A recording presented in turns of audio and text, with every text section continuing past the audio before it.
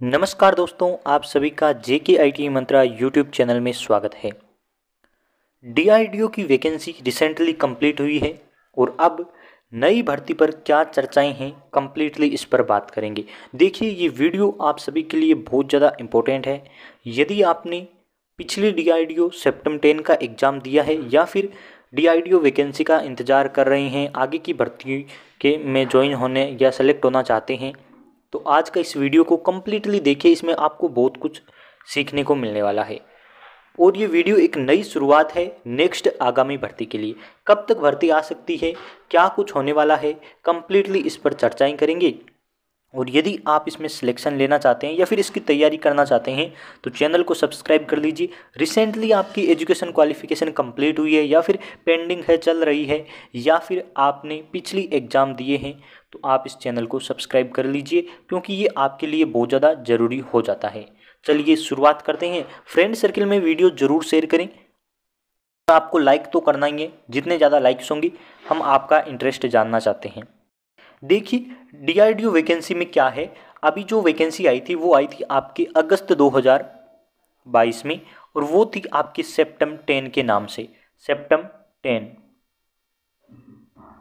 यानी कि अब जो नेक्स्ट वैकेंसी आएगी उसका नाम क्या रहने वाला है, तो सेप्टेम्बर 11 यानी कि 11वीं वैकेंसी सेप्टेम्बर की तरफ से DRDO में आने वाली है। अब देखिए इसमें क्या रहने वाला है, कौन कौन एलिजिबल होगा, कितनी पोस्ट आ सकती है, कब तक वैकेंसी आ सकती है, इस पर कम्प्लीटली आज चर्चा ही करेंगे। पहले हम देखेंगे कि कौन कौन एलिजिबल है, यानी कि एजुकेशन क्वालिफिकेशन क्या है, वो पोस्ट कौन कौन सी होती है, और साथ में इस पर चर्चा ही करेंगे कि इसका एग्ज़ाम पैटर्न और सिलेबस क्या रहता है। उसके बाद जो चौथा मेन पॉइंट है वो है वैकेंसी कब तक आ सकती है, इस पर भी बात करेंगे। चलिए शुरुआत करते हैं। देखिए, जब DRDO में वैकेंसी आती है तो ये आपकी 3 बड़े नाम से आती है, यानी कि 3 बड़ी पोस्ट से आती है। सेप्टम नाम से वैकेंसी आती है, सेप्टम, और ये आपके 2 भागों में बढ़ती है। सेप्टम का जो नोटिफिकेशन होता है, अब जो अगली वैकेंसी आएगी वो आएगी आपके सेप्टम 11, तो 11 के नाम से मैं लिख रहा हूँ। ये 2 भागों में बढ़ती है। जो पहला भाग होता है इसे मैं A लिखूँ तो इसमें 2 पोस्ट होती है। पहली पोस्ट होती है STAB। STAB इसका मतलब होता है सीनियर टेक्निकल असिस्टेंट बी, और जब आपका प्रमोशन होता है तो आपको STA बना दिया जाता है। STAB से आप क्या बन जाते हैं, STA बन जाते हैं। प्रमोशन होने के बाद आपकी पोस्ट बढ़ती है। और उसी प्रकार से जो आपकी अलग वैकेंसी आती है वो आती है आपकी दूसरी वाली टेक्नीशियन A के नाम से। टेक्नीशियन A जो पोस्ट होती है उस पर आप 2 या 3 साल जब काम करते हैं उसके बाद आपका प्रमोशन होकर आप टेक्नीशियन B बन जाते हैं, और टेक्नीशियन B के बाद आप STAB बनते हैं। ऐसे करके आपका प्रमोशन होता है। अब देखिए, टेक्नीशियन A है आपकी, उसके बाद प्रमोशन होके आप बनेंगे टेक्नीशियन बी। लेकिन इसरो में इसका जस्ट उल्टा होता है। इसरो में पहले जब आप लगते हैं तो टेक्नीशियन बी की पोस्ट मिलती है, फिर प्रमोशन होकर ए मिलता है। अब देखिए, हर किसी का प्रमोशन का या फिर पोस्ट कोड अलग अलग होता है, लेकिन से जैसे ही प्रमोशन होता है आपकी सैलरी बढ़ जाती है। बस आपको ये ध्यान रखना है, आपको हाइयर पोस्ट मिल जाती है और आपकी सैलरी भी इंक्रीज हो जाती है। समझ गई होंगी। अब देखिए, उसके बाद आपकी जो अगली दूसरा जो पार्ट है, ये तो होता है पार्ट ए, इसमें 2 पोस्ट आती हैं। जो पार्ट बी होता है ना, इसमें पोस्ट तो बहुत सारी होती है, लेकिन इसको कंबाइंड करके क्या बोला जाता है, तो कंबाइंड करके इसको इस पोस्ट को बोला जाता है A&A, admin and aligned. Admin and आपकी अलाइड, इस प्रकार से आपकी एक पोस्ट आती है। इसमें बहुत सारी एजुकेशन क्वालिफिकेशन को मौका दिया जाता है और बहुत अच्छी शानदार वैकेंसी होती है ये वाली। यदि आप दोनों में से किसी में भी लग जाते हैं तो आपको बहुत कुछ मिलने वाला है। प्रमोशन बहुत अच्छे होते हैं, सैलरी स्केल आपका बहुत अच्छा है, तो आप इसकी तैयारी कर सकते हैं। मैंने 2 पार्ट में बांटा है, दोनों का नोटिफिकेशन अलग अलग आता है। पार्ट ए का नोटिफिकेशन आता है लगभग अगस्त महीने में, अगस्त लास्ट या सितंबर फर्स्ट वीक में, और ये जो होता है एडमिन एंड अलाइन का, इसका आता है नवंबर दिसंबर में आपके नोटिफिकेशन आता है। दोनों ही वैकेंसियाँ सेप्टेम्बर 11 या सेप्टेम्बर के पार्ट होती हैं और दोनों का नोटिफिकेशन अलग अलग है, पे स्केल अलग अलग है और बहुत शानदार पोस्ट होती है। इसमें हालांकि 2 ही पोस्ट को मौका दिया जाता है। एजुकेशन डिग्रीज बहुत होती है लेकिन पोस्ट 2 ही होती है, और इसमें पोस्ट बहुत होती है। जूनियर ट्रांसलेटर के नाम से होती है, जो आपकी अलग अलग फायरमैन की होती है, ड्राइवर की होती है, यानी कि सारी पोस्ट जितनी भी होती है वो ये वाली होती है। ये टेक्निकल पोस्ट है और ये नॉन टेक्निकल पोस्ट है। चलिए कंप्लीटली इस पर भी बात कर देते हैं। अब देखिए मैं पहली बात करूंगा जो सेप्टम 10 वाला है, DRTC। DRTC का मतलब होता है जो आपकी STAB और टेक्नीशियन वाला पोस्ट है ना, उसके बारे में बात कर रहे हैं। देखिए इसकी जब भी वैकेंसी आती है तो देखिए क्रूशियल यानी कि कहाँ तक एलिजिबिलिटी है तो उस टाइम को दिया जाता है कि आपकी एजुकेशन क्वालिफिकेशन जो लास्ट डेट है फॉर्म भरने की उस तक हो जानी चाहिए। ये कोई बड़ी बात नहीं है, चलो इस पर एक बार कट कर देते हैं। ऑनलाइन फॉर्म आपकी कब से शुरू होते हैं कब तक नहीं, तो ये छोड़िए। मैं आपको इससे एक ही बात बताना चाहूँगा कि जब भी वैकेंसी आई है, सेप्टम 9 होगी, सेप्टम 8 हो गई या सेप्टम 10 हो गई, ये सारी आती है आपकी अगस्त के लास्ट वीक में, यानी कि 15 अगस्त से शुरुआत होकर आपकी 10 सितंबर के बीच हर बार नोटिफिकेशन आ जाता है। लगभग 22 या 23 अगस्त को नोटिफिकेशन इसका आ जाता है।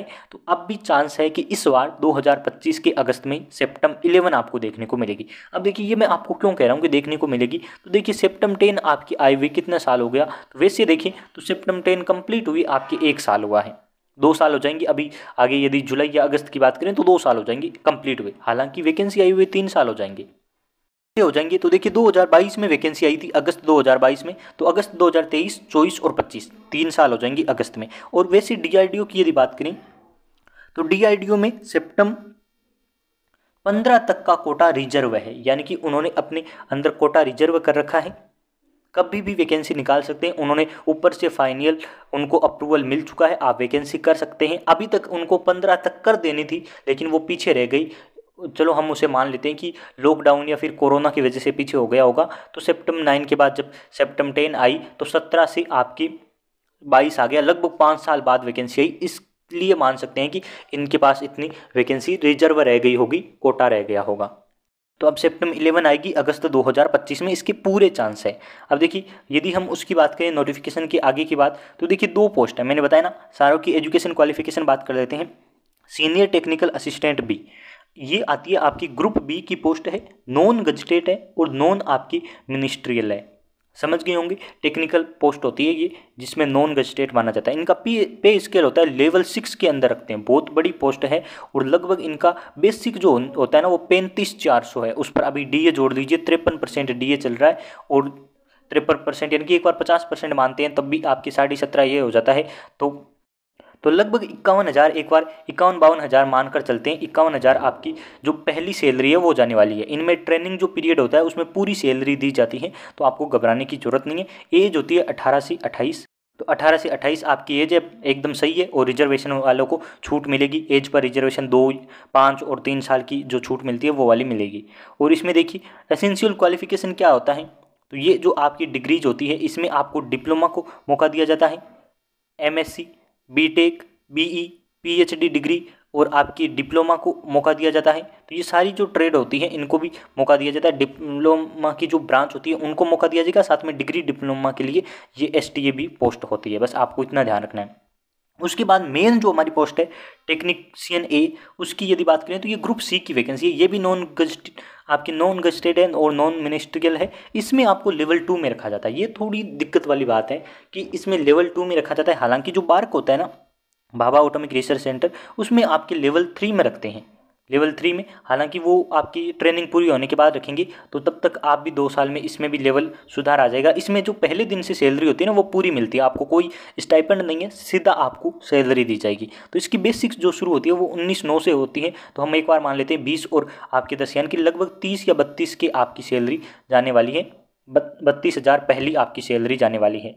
7वें वेतन आयोग के और 2026 में आपके 8वां आ जाएगा, तो वो आपको घबराने वाली जरूरत नहीं है। इसमें भी 18 से 28 इसकी एज है, तो इसकी भी सैलरी अच्छी है, 32-35 हज़ार रुपये। इसमें यदि बात करें ना तो इसमें आपको 10वीं पास होनी चाहिए प्लस आपकी ITI होनी चाहिए। NCVT SCVT दोनों चलेगी, कोई जरूरत यानी कि बड़ी बात नहीं है। SCVT है तब भी आप इसमें एलिजिबल हैं। और साथ में एक और इन्होंने लिखा है कि नेशनल अप्रेंटिसशिप सर्टिफिकेट, यानी कि आपकी ITI है या फिर अप्रेंटिसशिप है, दोनों है तो चलेंगे, दोनों में से एक हो जाना चाहिए, कोई बड़ी बात नहीं है। तो ये आपकी इस प्रकार से पोस्ट आती है, हर ट्रेड की अलग अलग पोस्ट होती है। लगभग इलेक्ट्रिशियन की मैक्सिमम यदि मानकर चलें तो 100 सीटें आएंगी, 100 से ऊपर नहीं आती है, लगभग 100 सीटें आती हैं, तो ये ठीक है। अब देखिए आगे यदि बात करें सिलेक्शन प्रोसेस की, तो STAB का जो सिलेक्शन प्रोसेस है वो आपका रहने वाला है the selection process will be, आपकी टीयर 1 होगा स्क्रीनिंग, यानी कि जितने भी फॉर्म आए हैं उसमें आपके सीबीटी मनवा लेते हैं। टीयर 1 न मान करके हम सीबीटी 1 मान रहे हैं, उसमें क्या करेंगे, बच्चों को छांटने का काम करते हैं। वो पेपर लेंगे और उसमें से जो इंटेलिजेंट है उनको छांट लेंगे, यानी कि एक क्राइटेरिया होता है कितने परसेंट आपकी, इतने 40% यूआर के लिए जरूरी है, इतने यदि आप मार्क्स लेकर आते हैं इतने परसेंट, तो आपको 8 गुना में सेलेक्ट करेंगे। यदि आप उस 8 गुना में आते हैं तब आपका सीबीटी 2 लिया जाएगा। अब देखिए सीबीटी 2 या टीयर 2 की बात करें तो ये है आपकी, इसमें आप मेन मेरिट इसी से बनती है, ये आपको ध्यान रखना है। टीयर 1 और आपकी ऑब्जेक्टिव टाइप रहेंगे और नो नेगेटिव मार्किंग होती है, यानी कि कोई भी नेगेटिव मार्किंग नहीं होगी, दोनों कंप्यूटर बेस्ड होते हैं।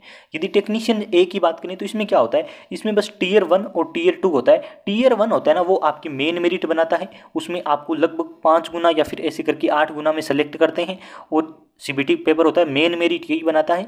और जो आपकी टीयर 2 होता है ना, वो आपकी स्किल टेस्ट होता है, बस इसे क्वालिफाई करना होता है। ये एकदम क्वालिफाई इन नेचर है, यानी कि आपको बस पास करना है, कोई दिक्कत वाली बात नहीं है। नॉर्मल आपका स्किल होता है, आपसे प्रैक्टिकल करवाए जाते हैं और डायग्राम बनाए जाते हैं, इस प्रकार से आपका स्किल होता है।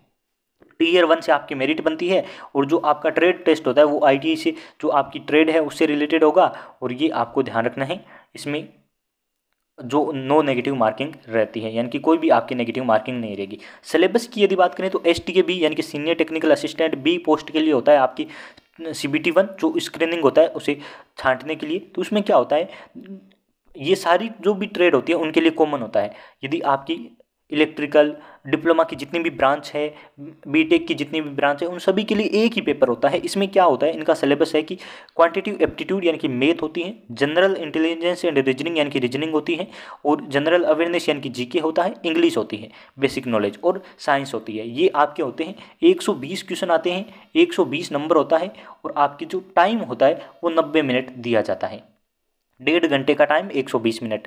और उसके बाद होता है सीबीटी 2, जो मेन सीबीटी वाला पेपर है वो होगा आपकी ट्रेड वाला, यानी कि जो आपकी जो पोस्ट है उसके अकॉर्डिंग पेपर आएगा। उसमें 100 क्वेश्चन आएंगे, 100 नंबर के 90 मिनट में, 1.5 घंटे में 100 क्वेश्चन करने, ये ठीक है, समझ गए होंगे। ये इस प्रकार से रहने वाला है। आगे यदि हम बात करें यदि टेक्नीशियन ए की, तो टेक्नीशियन ए में क्या है, इसमें आपके जो पेपर होगा वो 2 पार्ट में होता है। जो कंप्यूटर वाला पेपर है 2 पार्ट में होता है। पार्ट 1 में मैथ आएगी, आपकी जीके आएगा, रीजनिंग आएगी, इंग्लिश आएगी, ये चारों आएंगे। इसके 40 क्वेश्चन आते हैं। और पार्ट बी होता है, उसमें आपकी ट्रेड वाले क्वेश्चन आएंगे, इलेक्ट्रिशियन के, फीटर वालों के फीटर के, जो भी आपकी इलेक्ट्रॉनिक्स ट्रेड है उसकी थ्योरी, जो आपकी आरएसी ट्रेड है उसकी थ्योरी, यानी कि आप सभी के लिए थ्योरी के क्वेश्चन आएंगे। और इसमें आपकी 80 क्वेश्चन रहने वाले हैं। टोटल 120 क्वेश्चन रहेंगे, 90 मिनट का आपको टाइम दिया जाएगा। यदि आप सीबीटी पास करके 8 गुना या फिर जो आपकी 5 गुना वो सेलेक्ट करते हैं, हर नोटिफिकेशन में अपने हिसाब से होता है, तो यदि वो सेलेक्ट करते हैं, यदि वो आपके पास हो जाता है, आपकी उसमें नाम आ जाता है, तो एक ट्रेड टेस्ट या स्किल टेस्ट होगा, उसे सिर्फ पास करना है। तो उसमें क्या होगा, उसमें आपकी ट्रेड से संबंधित प्रैक्टिकल क्वेश्चन आपसे करवाए जाएंगे, समझ गए होंगे। और ये बस आपको पास करना है। 1 to 2 आवर्स यानी कि 1 से 2 घंटा आपको दिया जाएगा, वो वहाँ पर वेरी करता है कितना दिया जाएगा। अब यदि हम बात करें आप इसकी तैयारी कहाँ से कर सकते हैं, तो हम अब कोशिश कर रहे हैं कि अभी आपकी जनवरी 2025 शुरू होने वाला है, और आपकी जनवरी के बाद आपकी क्या होगी, नई वैकेंसी अगस्त में आ सकती है। तो लगभग 5 से 6 महीना हम रेगुलर इसकी क्लासेज प्रोवाइड करवाएं। रीजनिंग, मैथ, जीके, जो आपका नॉन टेक पार्ट है उसकी क्लासेज आपको प्रोवाइड करवाई जाए, क्योंकि non tech part STA B, technician A और जो आपकी एडमिन एंड अलाइन है, इन तीनों के लिए कॉमन है। तो हमने पिछली बार वैकेंसी को देखा है, उसमें भी क्लासेज प्रोवाइड करवाई थी।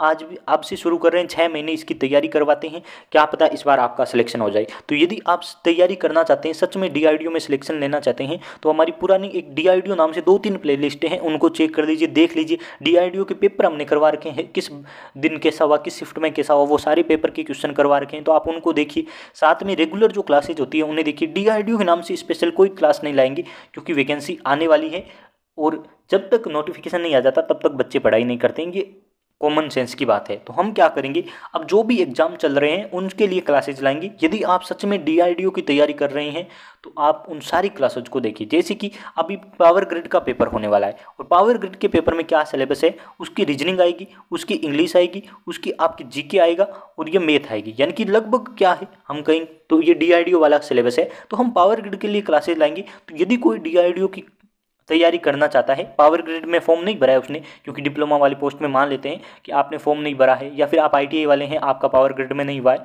तो आप उस पावर ग्रिड वाली क्लासेज को देखिए, क्योंकि यही सिलेबस आपके DRDO में काम आने वाला है।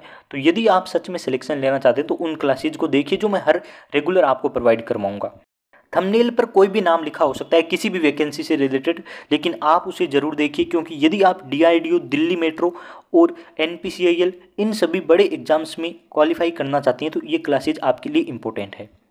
तो ऐसे आप अपनी तैयारी कर सकते हैं, और आपको हर क्लास में कमेंट छोड़ना है कि मैं इस एग्जाम के लिए पर्टिकुलर देख रहा हूँ, यानी कि मैंने पावर ग्रिड के लिए नहीं देख रहा हूँ, मैं देख रहा हूँ DRDO के लिए। इसे करके आपको कमेंट करना है ताकि हमें पता चले कि कितने बच्चे इंटरेस्टेड है। यदि ये नंबर्स ज़्यादा बढ़ जाते हैं तो हम स्पेशली आपके DRDO के लिए भी क्लासेज प्रोवाइड करवाएंगे। आगे देखिए, नई जो वैकेंसी तीसरी वाली है वो है एडमिन एंड अलाइन की। एडमिन एंड अलाइन में क्या है, ये आपकी वैकेंसी आती है दिसंबर महीने में, दिसंबर या फिर नवंबर महीने में आपकी वैकेंसी आती है। तो ये आपकी अगस्त 2025 में जब वो वैकेंसी आएगी तो उससे 3-4 महीने बाद नवंबर 2025 में ये वैकेंसी आने के चांस है। तो लगभग आपके पास पूरा 1 साल पड़ा है। दिसंबर अभी आया है, नवंबर में वैकेंसी आएगी, तो 2026 में एग्ज़ाम होंगे।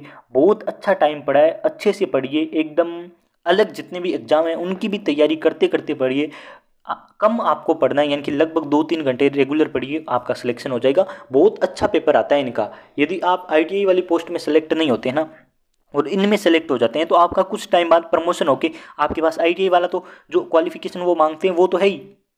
यदि आप इन पोस्ट में सेलेक्ट होके 2-3 साल जब प्रमोशन की बारी आती है तब अपना ITI वाला एजुकेशन क्वालिफिकेशन उनके सामने रखते हैं तो आपका प्रमोशन हो जाएगा टेक्नीशियन वाली पोस्ट में। फिर आप उसके साथ डिप्लोमा वाला शेयर करके STA वाला प्रमोशन ले सकते हैं। तो हर डिपार्टमेंट में प्रमोशन भी, आपका जो प्रमोशन होता है वो भी हो जाएगा यदि आप छोटी पोस्ट पर भी लगते हैं। तो इनका भी बेसिक और बहुत अच्छा है, मैं आपको बताऊं तो चलिए आगे बढ़ते हैं। देखिए, इनमें बहुत ज़्यादा पोस्ट आती है, वो आती है जूनियर ट्रांसलेशन आपके ऑफिसर। तो JTO के नाम से आपकी पोस्ट आती है, उसमें ये वाली क्वालिफिकेशन चाहिए होती है, बैचलर आपकी हिंदी इंग्लिश में ऐसे करके, और ये आपकी टाइपिंग और होनी चाहिए। ग्रुप B की पोस्ट है, ग्रुप B ग्रुप C। तो यदि इनकी बेसिक बात करें तो 35,400 है, लगभग मैंने कहा ना 51,000 इनकी पहली सैलरी जाएगी। और यदि इनकी 25,500 की बात करें तो लेवल 4 में रखा गया है। लेवल 4 में कौन सी पोस्ट है, स्टेनोग्राफर की है। तो लेवल 4 यानी कि 25,500 यदि हम बात करें तो 12.5 लगभग कितनी जाएगी, 37 के मान लेते हैं, 37 के इनकी बेसिक जा रही है।